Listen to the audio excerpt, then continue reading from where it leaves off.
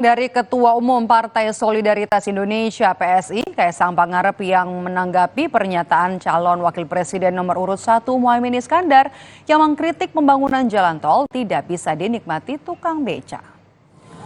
Kaisang menyebut jika tukang beca masuk tol akan berbahaya. Menurut Kaisang, tukang beca juga menikmati jalan tol namun secara tidak langsung.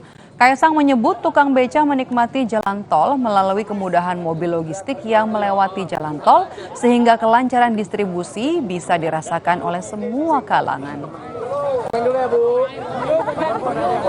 Ya, sebenarnya jalan tol emang mungkin supir becak tidak bisa menggunakan itu secara langsung, maksudnya menggunakan becaknya.